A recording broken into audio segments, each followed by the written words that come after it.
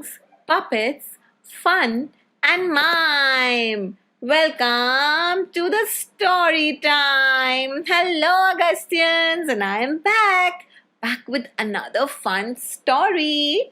And our today's story is called The Smartest Giant in Town.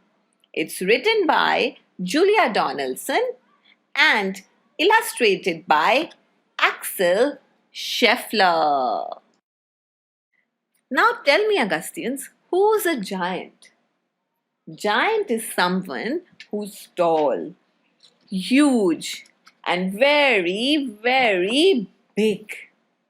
And George was a giant, the scruffiest giant in town. He always wore the same pair of old brown sandals and the same old patched up gown. Ew!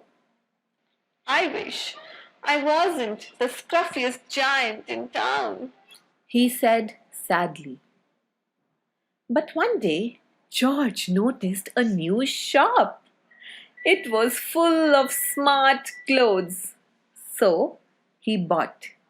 He bought a smart white shirt, a smart pair of blue trousers, a smart black belt, a smart stripy tie, the stripes of green and red and blue, some smart socks, the yellow socks with red outline, and diamonds up the sides, and a pair of smart black shiny shoes. I am the smartest giant in town, he said proudly. George left his old clothes behind in the shop. He was about to go home when he heard a sound.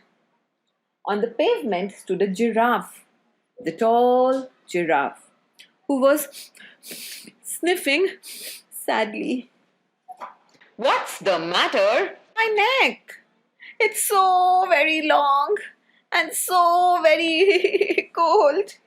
I wish I had a long, warm scarf. Cheer up, said George, and he took off his stripy tie. It didn't match my socks anyway, he said, as he wound it round and round the giraffe's neck. It made a wonderful scarf. Thank you, said the giraffe. As George strode towards home, he sang to himself. My tie is a scarf for a cold giraffe, but look me up and down. I am the smartest giant in town. I am the smartest giant in town. And George came to a river. On a boat stood a goat who was bleating loudly. Meh! Meh! What's the matter? Asked George. It's my sail, said the goat. It's blew away in a storm. I wish I had a strong new sail for my boat. Cheer up, said George, and he took off his new white shirt. And while he tied it to the mast of the goat's boat, he said, It kept coming untucked anyway. Thank you, said the goat. George strode on, singing to himself. My tie is a scarf for a gold giraffe. My shirt's on a boat as a sail for a goat. But look me up and down. I'm the smartest giant in town. Next, George came to a tiny ruined house. Beside the house stood a white mouse with lots of baby mice, and they were all squeaking. Squeaking, cute, squeaking. What's the matter? It's our house. It burned down, and now we have nowhere to live.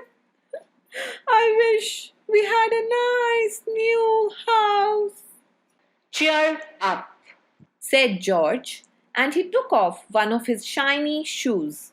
It was giving me blisters anyway, he said, as the mouse and her babies scrambled inside safely. The shoe made a perfect home for them. "Thank you!" they squeaked. George had to hop along the road now, but he didn't mind. Augustins, imagine. So now quickly go to your shoe racks, pick a shoe, wear it in one leg, and other one, no shoe. How do you feel like? Yes, the giant was hopping, and as he hopped, he sang to himself. My tie is a scarf for a cold giraffe. My shirt's on a boat as a sail for a goat. My shoe is a house for a little white mouse. But look me up and down. I am the smartest giant in town. And George came to a campsite. Beside a tent stood a fox who was crying. What's the matter? It's my sleeping bag, said the fox. I dropped it in a puddle. I wish I had a warm, dry sleeping bag.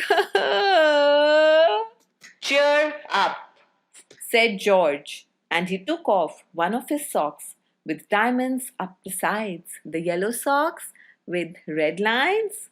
It was tickling my toes anyway, he said, as the fox snuggled into it. It made a very fine sleeping bag. Thank you, said the fox. George hopped on, singing to himself. My tie is a scarf for a cold giraffe. My shirt's on a boat as a sail for a goat.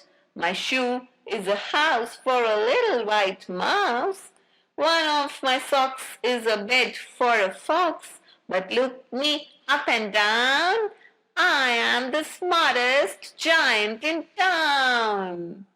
George came to a big, squelchy bog while walking. Beside the bog stood a dog who was howling.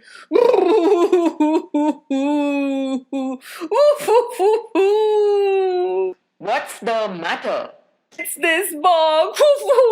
I need to get across, but I keep getting stuck in the mud. I wish there was a safe, dry path. Cheer up, said George, and he took off his smart new belt. It was squashing my tummy anyway, he said, as he laid it down over the bog. It made an excellent path. Thanked him. And just then the wind started to blow. Shh! But George didn't mind. He hopped on, singing to himself. My tie is a scarf for a cold giraffe. My shirt's on a boat as a sail for a goat. My shoe is a house for a little white mouse. One of my socks is a bed for a fox.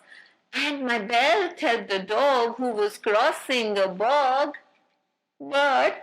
And now, because the wind was flowing, my trousers are falling down. I am the coldest giant in town. Suddenly, George felt sad and shivery and not at all smart. He stood on one foot and thought. He thought that he might have to go back to the shop and buy some more clothes. Do you think it's a good idea, Augustians? Well, he did just that. He turned around and hopped all the way back to the shop.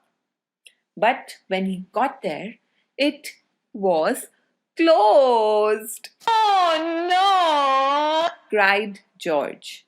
He sank down onto the doorstep and a tear ran down his nose. He felt as sad as all the animals he had met on his way home. Then out of the corner of his eye, he saw a bag with something familiar poking out of the top. George took a closer look.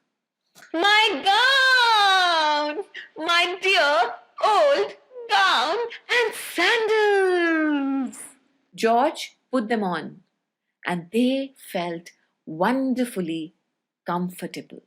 I am the coziest giant in the town, he cried, and he danced back home along the road. Outside his front door stood all the animals he had helped. They were carrying an enormous present. Come on, George! Open it! Open it! George untied the ribbon. Inside was a beautiful golden paper crown and a card. Look inside the card, George! Look inside! Said the animals. George put the crown on his head and opened the card. When George opened the card, that's what it was written. You gave your scarf to a cold giraffe, your shirt's on a boat as a sail for a goat. Your shoe is a house for a little white mouse. One of your socks is a bed for a fox. Your belt helped a dog who was crossing a bog. So here is a very fine crown to go with the sandals and gown of the kindest giant in town. And that's the end of the story, Augustians. And we know that kindness goes a long way. So that was the story for today. Bye bye, Augustians.